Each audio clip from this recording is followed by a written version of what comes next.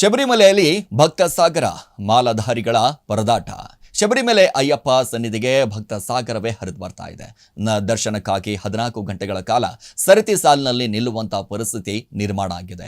ಅಯ್ಯಪ್ಪನ ಸನ್ನಿಧಿಯಲ್ಲಿ 2 ಲಕ್ಷಕ್ಕೂ ಹೆಚ್ಚು ಭಕ್ತರು ನೆರೆದಿದ್ದು ಪ್ರತಿದಿನ ಪ್ರಮುಖವಾಗಿ 1 ಲಕ್ಷ ಭಕ್ತರಿಗೆ ಮಾತ್ರ ದರ್ಶನಕ್ಕೆ ಅವಕಾಶ ಇದೆ. ಇನ್ನು ಮತ್ತೊಂದು ಕಡೆ ಪಂಪಾದಿಂದ ದೇಗುಲ ಮಾರ್ಗ ಉದ್ದಕ್ಕೂ ಕೂಡ ಒಂದು ಕಡೆ ಜನ ಕಿಕ್ಕೇರಿದ್ದಾರೆ. ಈ ರೀತಿಯಾಗಿ ಒಂದಿಷ್ಟು ಜನ ಸೇರುವುದರಿಂದಾಗಿ ಪ್ರಮುಖವಾಗಿ ಅಂತಂದ್ರೆ ಪಂಪಾದಿಂದ ದೇಗುಲದ ಮಾರ್ಗಕ್ಕೂ ಉದ್ದಕ್ಕೂ ಕೂಡ ಕಿಕ್ಕೇರಿದ್ದು ಜನ ತುಂಬಿದ ಪರಿಣಾಮ ಹೆಚ್ಚು ಒಂದು ಕಡೆ ಹೆಜ್ಜೆ ಇಡಲು ಕೂಡ ಬಹಳಷ್ಟು ಸಂಕಷ್ಟ ಪಡುವಂಥ ಪರಿಸ್ಥಿತಿ ನಿರ್ಮಾಣವಾಗಿದೆ. ಯಾಕಂದರೆ ಅಷ್ಟರ ಮಟ್ಟಿಗೆ ಜಾಗವಿಲ್ಲದಷ್ಟು ಜನಸಂದಣಿ ಉಂಟಾಗಿದೆ. ಭಕ್ತರು ಅತಿಯಾದ ಸಂಖ್ಯೆಯಲ್ಲಿ ಒಂದು ಕಡೆ ದರ್ಶನಕ್ಕೆ ಬರ್ತಾ ಇರುವುದರಿಂದಾಗಿ ಮಾಲಾಧಾರಿಗಳು ವಿಶೇಷವಾಗಿ ಮಕ್ಕಳೊಂದಿಗೆ ಬಂದವರು ಪರದಾಡುವಂಥ ಪರಿಸ್ಥಿತಿ ನಿರ್ಮಾಣ ಆಗಿದೆ. ಕುಡಿಯುವ ನೀರು, ಶೌಚಾಲಯ ಮತ್ತು ವಿಶ್ರಾಂತಿ ಗೃಹಗಳಂಥ ಮೂಲ ಸೌಕರ್ಯಗಳ ಕೊರತೆ ಪರಿಸ್ಥಿತಿಯನ್ನು ಮತ್ತಷ್ಟು ಹದಗೆಡುವಂತಾಗಿದೆ.